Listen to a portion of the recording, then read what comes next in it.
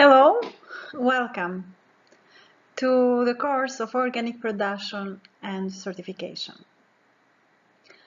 This is, in fact, the first part of this first lecture.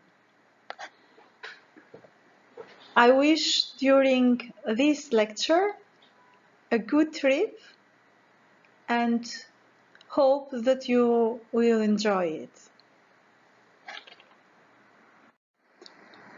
Okay, the title of the first lecture is Introduction to Organic Production. Now, in the next slide, I will show you the main issues that we discuss during this lecture. I just want to remind you, it is Introduction to Organic Production. Now, let's have a look in the content of this first lecture. We'll start with a short story of agriculture, because the history of agriculture is very related to the human story, to the humankind. From this, we can understand the role of the humans and the problems of agriculture of our times. We'll speak about agricultural systems that we know in this time, that we practice in different countries in this time. And then we'll jump to the concepts of sustainable agriculture, because we'll be focused during all this course on the sustainability of agriculture, which is reflected to the organic agriculture. We will speak about concepts and definitions about organic agriculture. So let's start with the story of agriculture.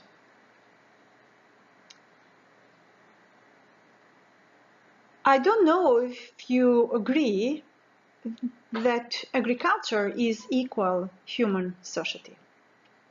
According to me, when somebody decides to speak about agriculture, she cannot avoid to speak about human history. Because humans could not survive without agriculture, at least based on nowadays technology and lifestyle. The history of agriculture is the story of humankind's development and cultivation process for producing food, feed, fiber, fuel, and other goods by the systematic raising of plants and animals. This is the definition that New World Encyclopedia gives in the history of agriculture. This here down, you have the link that can click or consult if you are interested. Here we have a very nice, interesting image. What it is? It is a scene of a farmer that is plowing his soil. We see an animal, we see the plants in the background, and we see the plow, that is wood plow. This image shows that the age of this finding from the archaeologists is about 10,000 years before the Christ. Okay, let's speak about history of agriculture. Before the development of plant cultivation or before the development of agriculture, human beings were simply hunters and gatherers. They were hunting and gathering in the huge areas, wild areas and forests. And their product was the way how they were fed.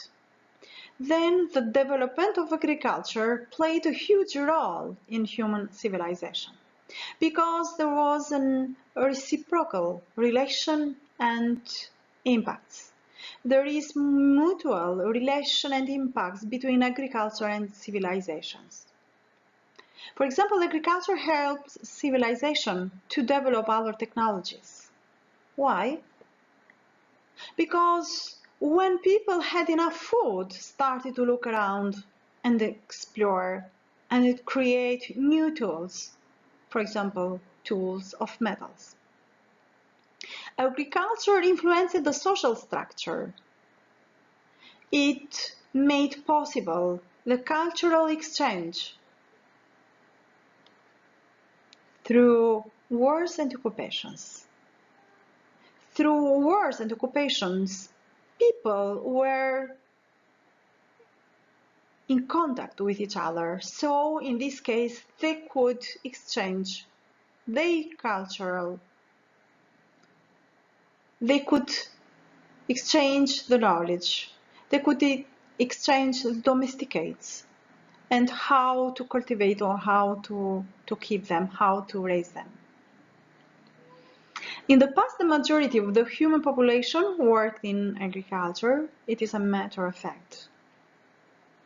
So it was very important.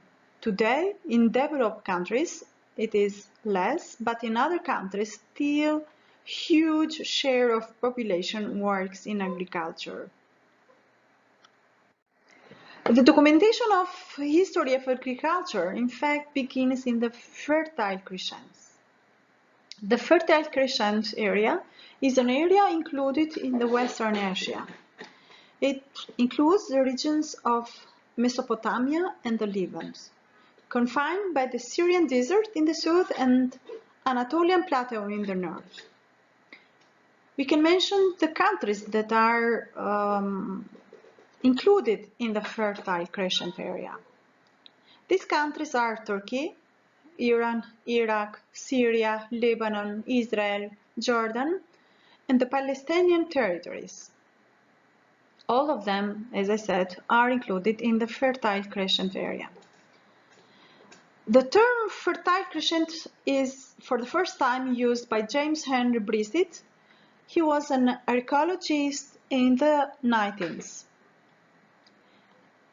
In another way, it is called the cradle of civilization, since the writing first appeared there. In fact, it's difficult to give the precise place where the agriculture started, where the agriculture beginnings are. But it's logical that transition from purely hunter-gatherer societies began many thousands of years before the invention of writings.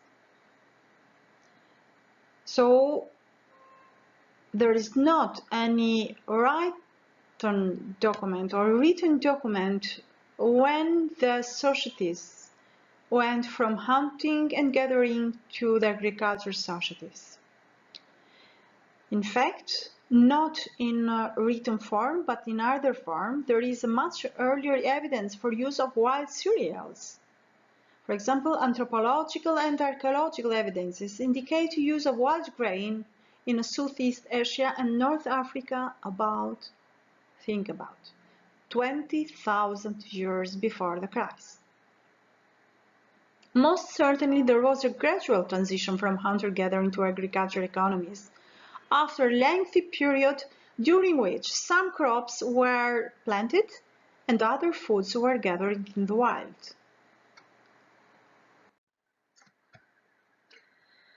So, it is documented that about 11 to 10,000 years before the Christ, the first crops and livestock were domesticated. This was stimulated by cultural exchange, population resource depletion, if we can say, climate change. It is documented that about 10,000 till to 7,000 years before the Christ, domestication of plants and animals was done in the centers of origin. Humans invented agriculture during the Neolithic area or the New Stone Age area, between 7,000 and 10,000 years ago. For example, there were 8 Neolithic crops that, from the documents, we know that at that time were domesticated. For example, emmer wheat, einkorn wheat, peas, lentils, bitter wheat, hulled barley, chickpeas, and flax. However, as I mentioned before in the previous slide, there is earlier evidence, not written, but other type of evidences that plant cultivation and trait selection more than 10,000 years before the Christ. And let's go further. Let's come more near to our times. For example, about during the period of 7,000 to 300 years before the Christ, there are documentation that shows that migration of the people, of human population happened. The migration of human population was done with domesticates. And in this way, migration could spread the culture of cultivation, so the agriculture. And step by step, in a long time, people started to adopt different techniques of cultivation. Just to give an example about Egypt and Mesopotamia. There is evidence that suggests that irrigation first appeared in Egypt and Mesopotamia in the 6th millennium before the Christ. Different people groups began digging and repairing channel networks which helped them to regulate the flow of rivers such as the Nile River in Egypt. The oldest method of irrigation, which made use of man-made underground streams called qanats, is still being used in parts of the Middle East. But what are the reasons for the development of farming? It is thought there are two main reasons. One is the climate change. Localized climate change is the favorite explanation for the origins of agriculture in the Levant area. But, as I have mentioned in the previous slide, the social reasons are another reason for agriculture farming. For example, accumulation of food surplus for competitive gift giving is found to be one of the causes in the Pacific Northwest potlatch culture. The other is that the fact that the farming was invented at least 3 times elsewhere, and possibly more, suggests that social reasons can be an important instrument. Full dependency on domestic crops and animals did not occur in one day, doesn't occur in a short period. It did not occur until the Bronze Age. After the time, wild resources were not significant in the nutrition of the people, of the human beings. For example, the Sumerians, starting about 5,500 years before the Christ, developed an agriculture of large-scale, intensive cultivation of land, monocropping, organized irrigation, and use of a specialized labor force. Intensive farming allows a much greater density of population than can be supported by hunting and gathering. This is known. It is sure, and allows for accumulation of excess products for off-season use or to sell to barter. The agriculture helped to feed large numbers of people whose activities now had not to do with production. It was a crucial factor in the rise of standing armies, for example. So when the people had enough food, then they started to think for other things, and then started specialization, and this could increase the population. In the Middle Age, European farmers began using complex irrigation systems such as dams, reservoirs, and water raising machines. they also developed the three-field system of crop rotation, and the mold-board plow was used. These inventions greatly increased the efficiency of agriculture. And for your further information, for example, it is found that between the 17th century and 19th century, Britain experienced a dramatic increase in agricultural productivity known as the British Agricultural Revolution.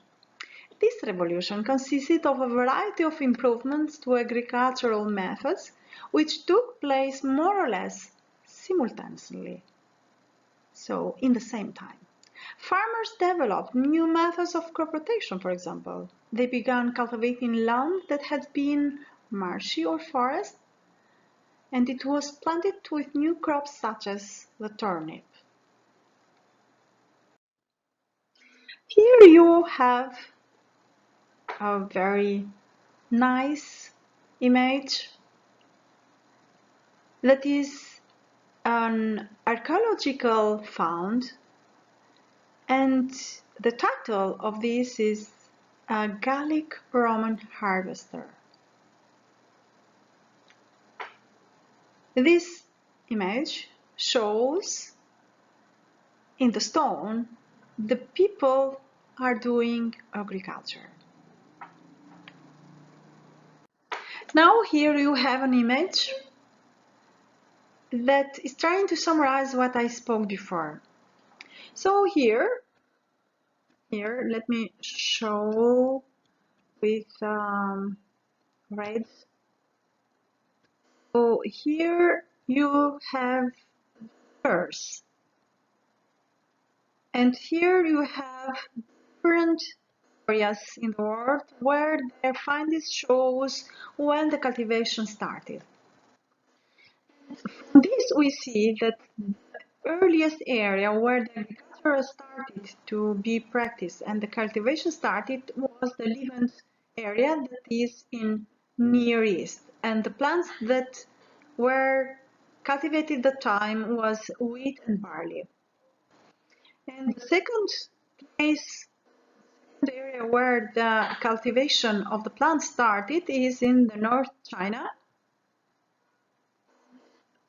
Other things to be stressed is that even the documentation, written documentation, shows the agriculture started later than 10,000 years ago. In fact, it is even before. And probably could be other areas that has been even before, but since the written documents are not in this period because the writing was invented later, we cannot have this kind of documents and this kind of documentation.